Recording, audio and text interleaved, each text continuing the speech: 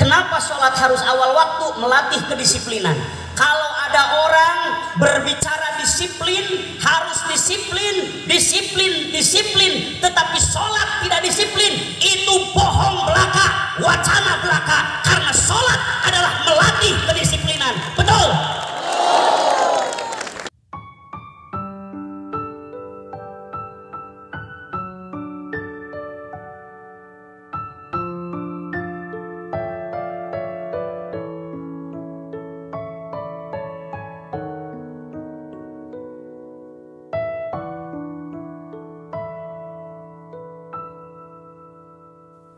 Berkibarlah bendera negeriku, berkibarlah engkau di dadaku, tunjukkanlah kepada dunia semangatmu yang panas membara.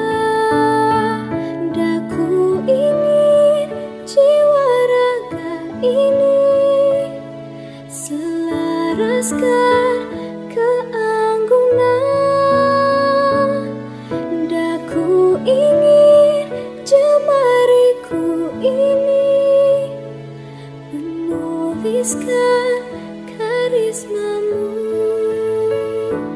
Berkibarlah bendera negeriku, berkibar di luas nuansamu, tunjukkanlah ke. Waalaikumsalam warahmatullahi wabarakatuh.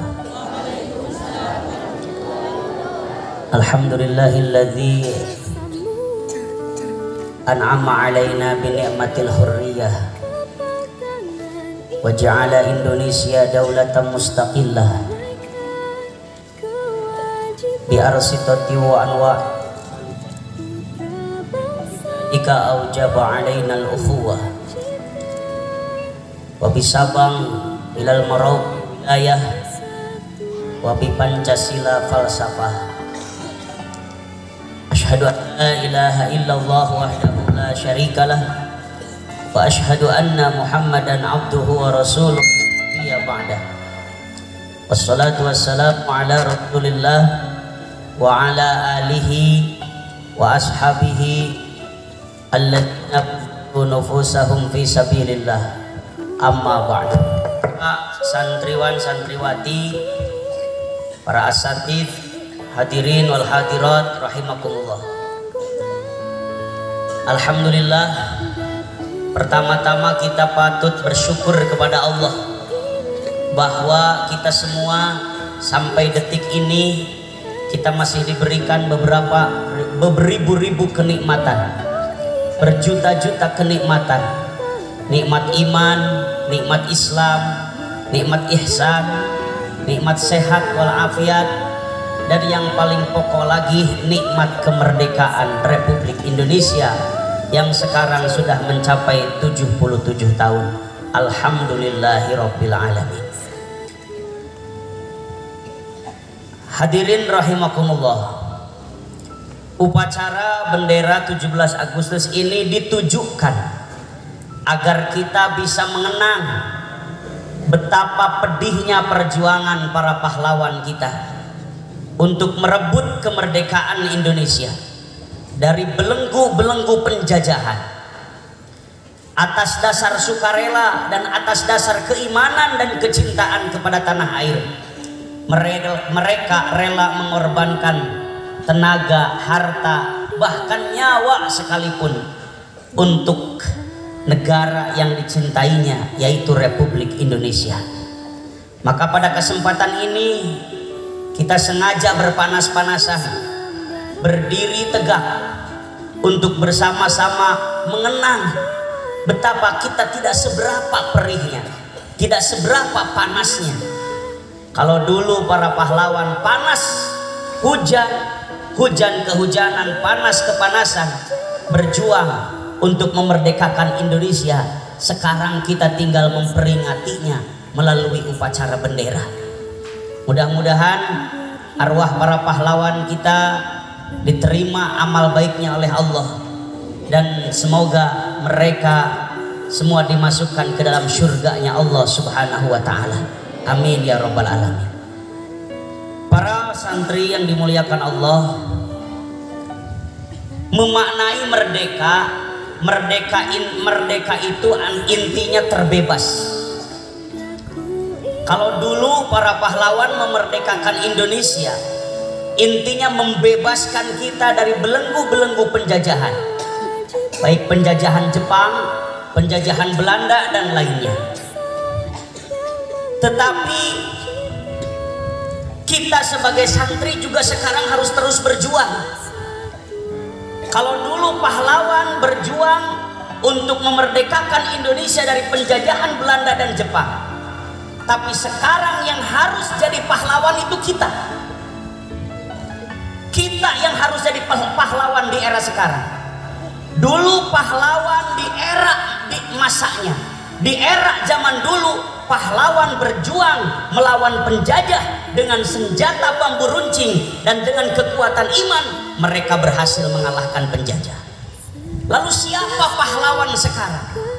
Yang harus jadi pahlawan sekarang adalah kita semua sebagai warga Indonesia, termasuk santri-santri. Harus berjuang melawan apa? Penjajahan. Kita ini baru bebas dari penjajahan Belanda dan Jepang, tetapi sekarang kita belum terbebas dari berbagai macam penjajahan yang lebih banyak. Seperti apa? Penjajahan belenggu kemalasan, belenggu kebodohan, belenggu ketakutan, belenggu ketidakdisiplinan. Kita harus lawan itu penjajah. Kenapa dikatakan penjajah? Karena 4 faktor itu bisa menghalangi kita untuk menjadi orang sukses. 4 faktor itu bisa menghalangi kita menjadi orang yang gagal hidup dunia dan akhirat. Makanya sekuat tenaga kita harus berjuang, berkorban untuk memerdekakan diri kita dari belenggu-belenggu penjajahan yang sekarang masih menjajah diri kita.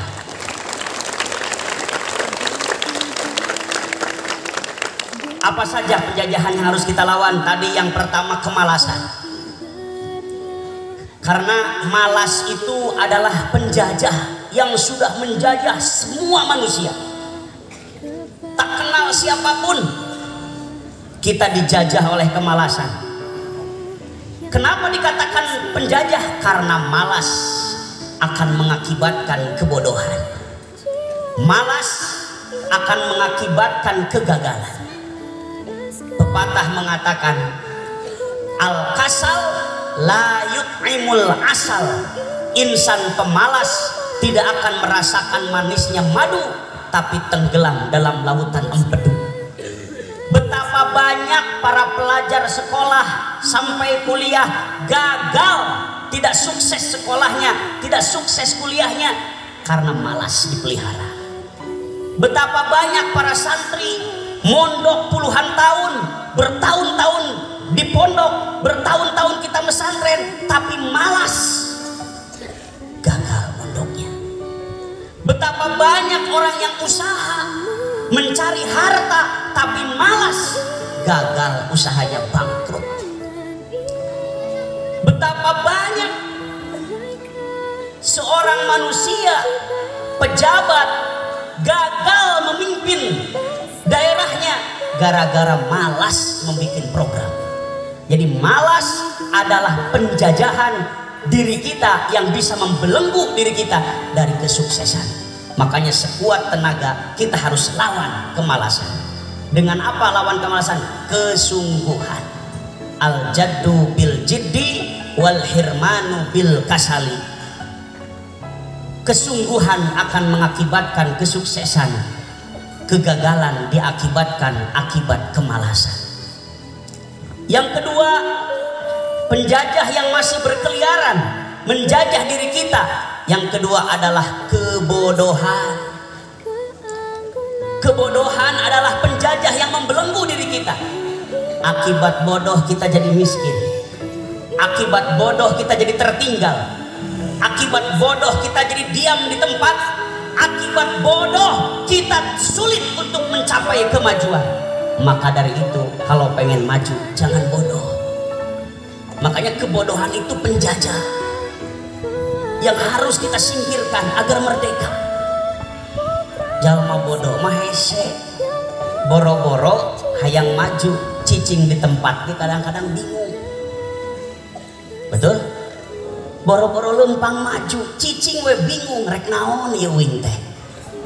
Bingung melakukan aktivitas. Ieu teh asa karesel, eueuh gawe, aya rek gawe naon? Naon kudu digawean? Bingung. Tapi orang cerdas selalu ada inspirasi, selalu ada inovasi, selalu berpikir tiada henti, memperbaiki diri, bahkan hidupnya maju di sana sini, masyhur di sana sini akibat kecerdasan yang dimiliki.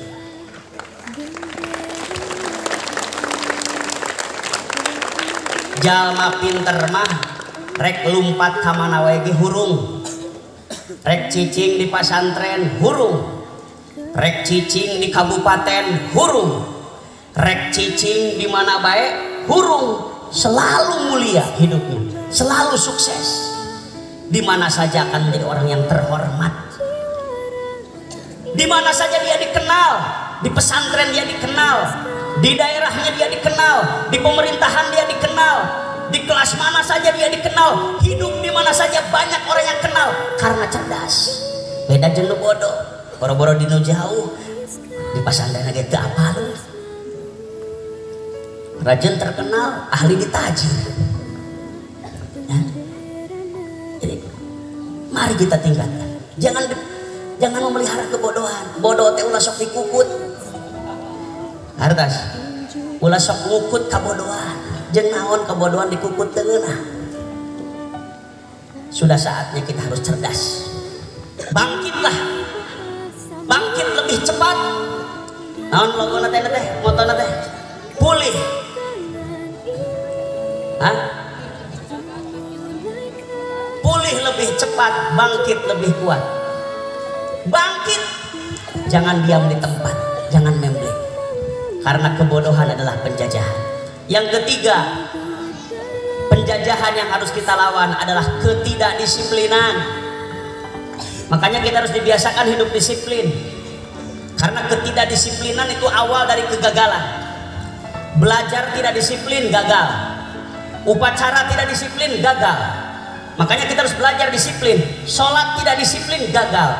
Kenapa sholat harus awal waktu? Melatih kedisiplinan. Kalau ada orang berbicara disiplin, harus disiplin, tetapi sholat tidak disiplin, itu bohong belaka, wacana belaka. Karena sholat adalah melatih kedisiplinan. Betul? Ada orang berbicara disiplin, tepat waktu, sholat tepat waktu, itu tetap disiplin. Tapi kalau orang sudah biasa tepat waktu sholat, dalam segala macam acara pasti tepat waktu. Mun jalma geus biasa ngulur-ngulur waktu sholat, kegiatan apapun akan diulur-ulur. Makanya tadi jadwal upacara itu 7:30, makanya kesini 7:30. Kita harus belajar tepat waktu. Upacara 7:30 ya 7:30. Masuk kelas jam 8 ya jam 8. Sesuai dengan, jadi giat narek upacara kudu sesuai dengan giatnya waktu sholat. Makanya kenapa kita dibiasakan melatih datang sebelum azan ke masjid, supaya kita biasa disiplin sebelum acara mulai kita sudah datang. Dan kedisiplinan itu akan melatih kesuksesan. Orang disiplin pasti sukses. Nu terakhir nu kaopat, penjajahan yang menjajah diri kita adalah ketakutan. Kita harus jangan menjadi orang penakut. Takut miskin, takut diejek, takut dihina, takut jelek. Itu belenggu penjajahan yang harus kita lawan. Kita tampil ceramah sieun goreng, kita tampil kori sieun ngerebek. Suarana ada ngerebek. Dititah tampil ieu sieun, titah pas kibra sieun salah, titah lomba sieun eleh, hilang. Pokoknya pede weh. Santri at-tadkir harus pede, percaya diri, kudu percaya diri. ulah aing kepedean mah. Pada teuing. Ya, itu buka kaira tuh. Jadi harus percaya diri.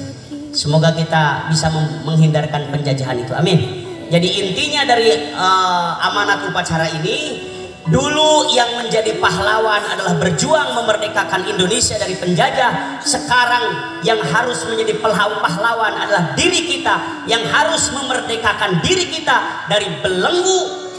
Dari apa tadi? Belenggu kemalasan, belenggu kebodohan, belenggu ketidakdisiplinan, dan belenggu ketakutan. Siapa yang berhasil menyingkirkan 4 penjajah itu, maka kalian adalah pahlawan-pahlawan di abad sekarang. Kalian adalah pahlawan-pahlawan di era sekarang. Merdeka! Merdeka! Selamat, kalian telah menjadi pahlawan.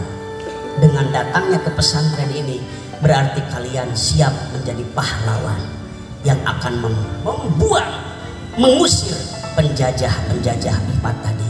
Semoga langkah kita diridhai Allah Subhanahu wa taala.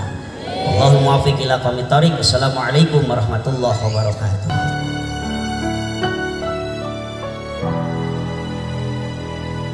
Daku ingin